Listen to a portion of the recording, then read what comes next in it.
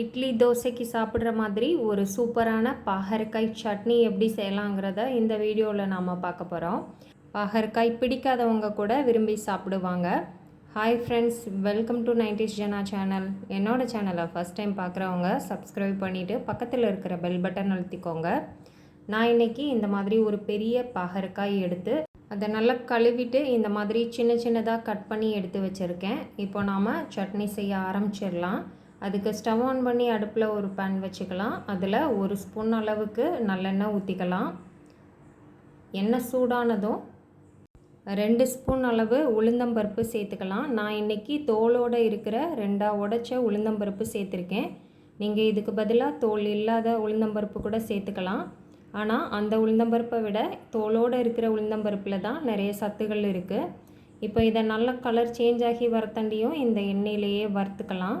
தீஞ்சு போயிடாமல் மிதமான தீயில் கரெக்டான பக்குவத்தில் வறுத்து எடுத்துக்கலாம். உளுந்தம்பருப்பு பாதி வறுபட்டதுக்கு அப்புறமா காரத்துக்கு 2 காஞ்ச மிளகாய், கலருக்காக 2 காஷ்மீரி வத்தல் சேர்த்துக்கலாம். காரம் உங்களுக்கு எவ்வளவு தேவையோ அதுக்கேற்ற மாதிரி காஞ்ச மிளகாய் சேர்த்துக்கோங்க. காஷ்மீரி வத்தல் கலருக்காக தான் சேர்த்துருக்கோம். தேவையில்லைன்னு நினச்சிங்கன்னா ஸ்கிப் பண்ணிடலாம். இப்போ இது கூடவே 1 ஸ்பூன் அளவு துருவின தேங்காய் சேர்த்துக்கலாம். இப்போ இதை எல்லாத்தையும் சேர்த்து நல்லா வறுத்துக்கலாம். உளுந்தம்பருப்பு நல்லா கலர் சேஞ்ச் ஆகி வரத்தண்டியும் நல்லா வறுத்துக்கணும்.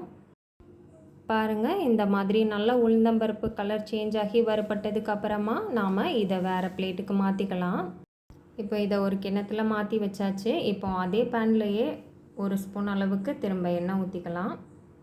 எண்ணெய் சூடானதும் கட் பண்ணி வச்சுருக்கிற ஒரு பெரிய சைஸ் வெங்காயத்தை சேர்த்துக்கலாம்.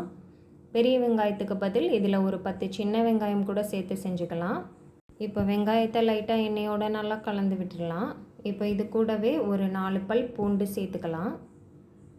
இப்போ வெங்காயம் நல்லா ஒரு கண்ணாடி பதத்துக்கு வரத்தண்டியும் நல்லா வதக்கிக்கலாம். அப்புறமா இதில் கட் பண்ணி வச்சுருக்கிற 2 தக்காளியை சேர்த்துக்கலாம். நான் இன்றைக்கி சின்ன தக்காளியாக 2 தக்காளி எடுத்து கட் பண்ணி வச்சுருக்கேன். பெரிய தக்காளியாக இருந்ததுன்னா ஒரு தக்காளி சேர்த்தாலே போதும். தக்காளி சேர்த்து ரொம்ப நேரம் வதக்கணும்னு தேவையில்லை. ஒரு அரை நிமிஷத்துக்கு மட்டும் தக்காளி சேர்த்து வதக்கி விட்டுக்கலாம். அப்புறமா நாம் சின்ன சின்னதாக கட் பண்ணி வச்சுருக்கிற பாகற்காயை இது கூடவே சேர்த்துக்கலாம். எல்லாம் சேர்ந்து நல்லா வதங்கி வந்துடும். அதனால் தக்காளியை ரொம்ப நேரம் வதக்கணும்னு அவசியம் இல்லை, ஃபஸ்ட்டே தனியாக. இப்போ நம்ம கட் பண்ணி வச்சுருக்கிற பாகற்காவை சேர்த்தாச்சு. இப்போ நாம் சேர்த்துருக்க எல்லா பொருட்களும் நல்லா ஒன்று சேர்த்து வதக்கிக்கலாம். பாகற்காய் சேர்த்ததுக்கப்புறமா நல்லா எல்லாத்தையும் சேர்த்து ஒரு நிமிஷத்துக்கு வதக்கிக்கலாம். 1 நிமிஷம் நல்லா வதக்குனதுக்கப்புறமா ஒரு மூடி போட்டு மூடி வச்சிடலாம். ஒரு 5 நிமிஷம் இந்த பாகற்காய் நல்லா வேகட்டும். இடையில ஒரு தடவை ஓப்பன் பண்ணி நல்லா கலந்து விட்டுடலாம். இதில் நாம் தண்ணி எதுவும் சேர்க்கலை, அதனால் அடுப்பை ஃபுல்லாக லோ ஃப்ளேமில் வச்சு தான் வேக வைக்கணும்.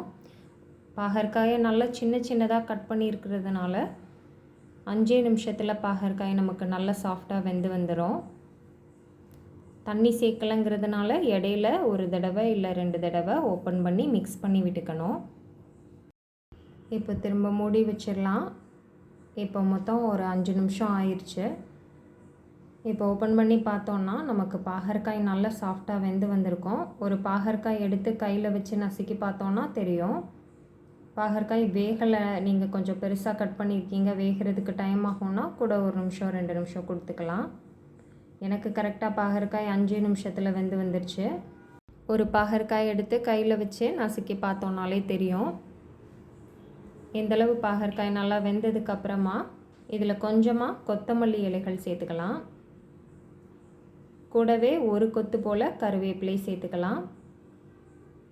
கொஞ்சமாக ஒரு 2 கொட்டை அளவுக்கு புளி சேர்த்துக்கலாம். சேர்த்து இதை எல்லாத்தையும் ஒரு அரை நிமிஷத்துக்கு மட்டும் ஓப்பனாகவே வச்சு நல்லா வதக்கி விட்டதுக்கப்புறமா அடுப்பை ஆஃப் பண்ணிக்கலாம். அப்புறமா நாம் தனியாக வறுத்து எடுத்து வச்சுருக்கிற காஞ்ச மிளகாய், உளுந்தம்பருப்பு, வத்தல் அதையும் இது கூடவே சேர்த்து கலந்து விட்டுடலாம். அப்புறமா இதில் கொஞ்சமாக ஒரு 2 துண்டு போல் வெல்லம் சேர்த்துக்கலாம். நம்ம தேவைக்கேற்ப வெல்லம் இன்னும் கொஞ்சம் அதிகமாக கூட சேர்த்துக்கலாம். வெல்லம் சேர்க்குறதுனால நமக்கு பாகற்காய் கசப்பு கொஞ்சம் குறைவாக தெரியும். இப்போ சட்னிக்கு தேவையான அளவு உப்பு சேர்த்துடலாம். நான் இப்போ ஒரு அரை ஸ்பூன் அளவு கல் உப்பு சேர்த்துருக்கேன். சேர்த்து எல்லாத்தையும் ஒரு தடவை கலந்து விட்டுடலாம். இப்போ இது நல்லா ஆறட்டும். இந்த மாதிரி நல்லா ஆறுனதுக்கப்புறமா இதை எல்லாத்தையும் ஒரு மிக்ஸி ஜாருக்கு மாற்றிக்கலாம்.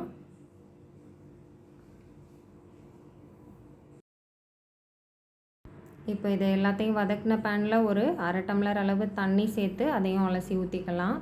இப்போ இதை நல்லா அரைச்சி எடுத்து வச்சுக்கலாம். அப்புறமா இந்த சட்னிக்கு ஒரு தாளிப்பு ரெடி பண்ணிடலாம். அதுக்கு ஸ்டவ் ஆன் பண்ணி அடுப்பில் ஒரு பேன் வச்சு 2 ஸ்பூன் அளவுக்கு நல்லெண்ணெய் ஊற்றிக்கலாம்.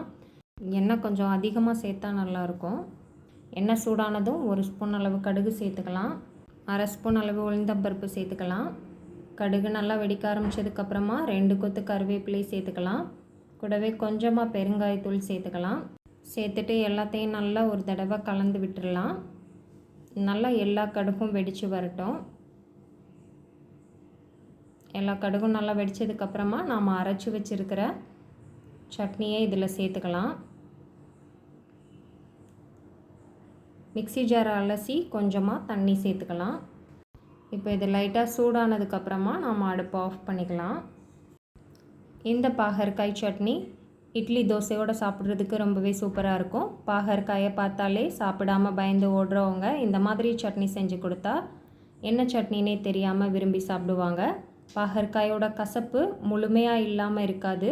கொஞ்சம் பாகற்காயோட கசப்பு இருக்க தான் செய்யும். ரொம்ப கம்மியாக தான் இதோட கசப்பு தெரியும். பாகற்காய் பிடிச்சவங்களுக்கும் இந்த சட்னி ரொம்பவே பிடிக்கும். நாம் சொன்னால் தான் தெரியும் இது பாகற்காயில் செஞ்ச சட்னின்னு.